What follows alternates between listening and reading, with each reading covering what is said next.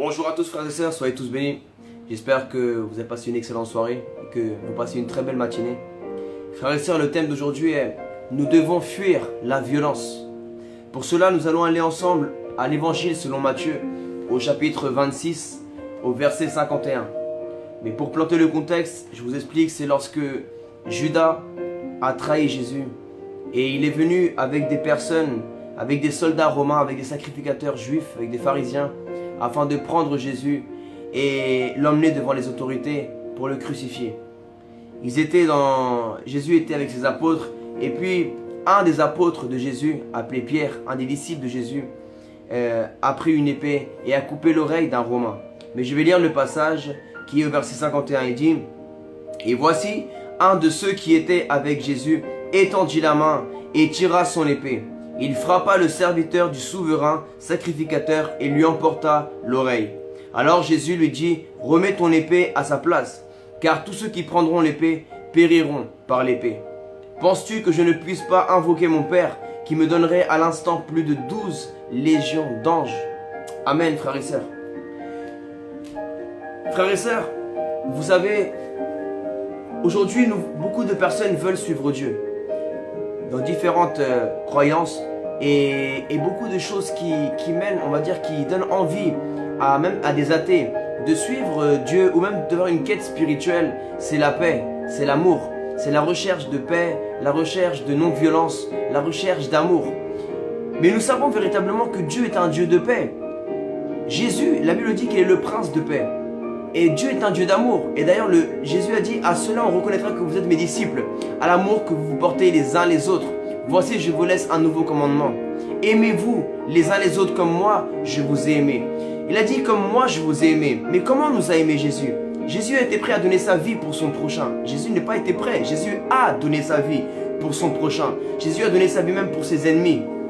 Parce que Jésus a même donné sa vie pour les gens qui le crucifiaient. Mais il n'était même pas conscient que eux-mêmes qui étaient en train de le crucifier, ces pharisiens qui étaient en train de dire si tu es vraiment le Messie, descends de cette croix, qui étaient en train de le frapper, les soldats romains qui l'ont fouetté, qui l'ont mis des baffes, qui l'ont couronné avec une couronne d'épines. Eh bien, Jésus était en train de donner sa vie pour ces personnes-là. En fait, Jésus était en train de prendre la colère de Dieu. Au lieu qu'elle tombe sur ces personnes-là, elle est tombée sur lui-même. La colère de Dieu le Père qui devait tomber sur l'humanité à cause de notre péché. Eh bien, cette colère, ce jugement et cette condamnation est tombée sur son Fils unique, notre Seigneur Jésus-Christ. Dans la vie, frères et sœurs, nous allons être confrontés à beaucoup de choses. Vous allez voir que lorsque on commence avec le Seigneur, eh bien, on a changé de camp. Avant, nous appartenions au royaume des ténèbres. Nous servions le diable consciemment ou inconsciemment.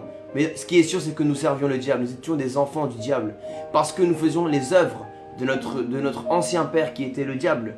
Pourquoi? Parce qu'on reconnaît un enfant aux œuvres de son père.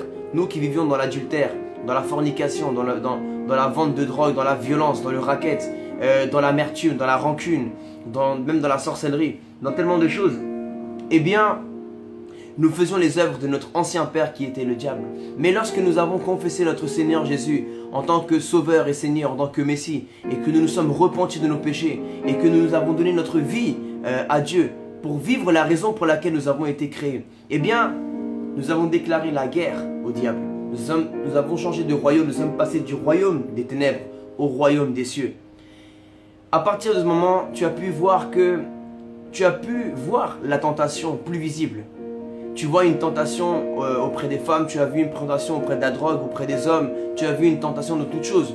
Mais toi, si tu étais quelqu'un même qui était habitué à la violence, tu as pu voir une tentation que le diable veut te pousser à être violent.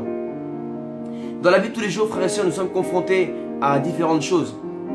De celui qui prend sa voiture et qui, dans les bouchons, il y a quelqu'un qui traverse et qui lui croise sa voiture, ou bien quelqu'un qui conduit mal et il le provoque et dit tais-toi et il commence à t'insulter. Il y en a un qui descendent de leur voiture pour chercher la bagarre. Le diable est là. Le diable cherche à te provoquer, à que tu puisses attrister le Saint-Esprit et que tu puisses frapper cette personne. Ou que le diable va utiliser peut-être une femme, ta femme, pour te provoquer, parce que le diable veut que tu frappes ta femme. Ou le diable va utiliser ton mari afin de te provoquer, afin que toi tu puisses faire des choses également en violence. Le diable va utiliser que ton enfant se rebelle contre toi. Le diable va permettre que tes parents ne se rebellent pas contre toi, mais qu'ils soient agressifs envers toi. Et que toi, tu aies envie de répondre avec la violence. Le diable va essayer de faire des choses à travers la police pour que tu aies la violence, que tu aies la haine. Le diable veut que nous soyons violents, frères et sœurs. Parce que le diable est venu pour ça, pour détruire, pour voler, pour égorger. Il est le meurtre, il a une haine, il a une haine. Et de la même façon que nous sommes zélés pour gagner des âmes, le diable et ses démons sont zélés pour détruire, pour égarer en enfer et pour tuer. Il n'a aucune compassion. Frères et sœurs, lorsque le diable te provoque, il veut que toi tu frappes cette personne, que tu la poignardes ou que tu le tires. Il veut que tu... Pourquoi? Parce que déjà, il aura quelque chose à dire sur toi. Mais en plus, après, il va user de la justice pour venir te mettre en prison. Ou toi, sans te faire exprès, quelqu'un va t'agresser, il va vouloir te voler. Et toi, tu vas te défendre. Tu peux tuer cette personne sans faire exprès. Tu peux le poignarder dans un moment d'énervement. Tu peux commettre une très grande erreur. Tellement de gens sont en prison qu'ils ont voulu juste frapper leur femme. Parce qu'elle les a énervés, les a provoqués. Ou parce que ce sont des hommes qui ne se contrôlaient pas. Ils ont frappé leur femme. Ils ont tué leur femme. Maintenant, ils sont en prison. Ou bien ils ont frappé leur femme. La femme a porté plainte. Maintenant, eux, ils ont des problèmes à cause de ça. Ou vice versa, une femme qui s'est défendue de son mari qui le frappait, elle l'a planté avec un couteau de cuisine, ou bien elle a jeté un vase, elle l'a cassé, et lui il a usé de cela, ou bien il est mort. Il a usé de cela pour la justice, ou bien elle a eu des problèmes, ou bien il est mort, il est morte la personne. C'est pour ça qu'il faut fuir. Si tu es avec un homme violent, tu lui dis une fois, mais tu ne tolères pas ça. Tu dois te faire respecter en tant que femme, c'est un homme qui te le dit. Un véritable homme ne frappe pas sa femme. Un vrai homme ne frappe pas sa femme. Et si toi tu es une femme et ton mari te bat, tu ne peux pas tolérer ça. Tu dois sortir de cette maison. Et jusqu'à qu'il change, tu ne changes pas, tu ne reviens pas avec lui. Et si il continue dans cela, tu prendras une décision. Mais tu ne peux pas demeurer sous un toit où il y a quelqu'un qui te frappe. Parce que celui qui a de la haine envers toi a déjà commis le meurtre devant Dieu. Est-ce que tu vas attendre quoi? Qu'il te tue? Ou bien qu'il frappe, ou bien que toi tu le frappes, que tu le tues, ou bien qu'il frappe un de tes enfants, ou bien qu'il y a un accident. Tu ne sais pas de quoi le diable est capable. Voilà pourquoi, frères et sœurs, nous devons fuir la violence. Fuis, mon frère, la violence. Si toi tu es un mec de quartier, sors de quartier, sors du racket, sors des violences des quartiers, sors des cités, sors de toutes ces choses-là et viens à Jésus-Christ, mon frère. C'est lui qui nous a enseigné à nous aimer les uns les autres. C'est lui le plus beau message d'amour. Dieu l'a envoyé afin de ramener le plus beau message d'amour. Alors, dis non à la violence et dis oui à l'amour. Au nom de Jésus-Christ, sois béni. Ciao.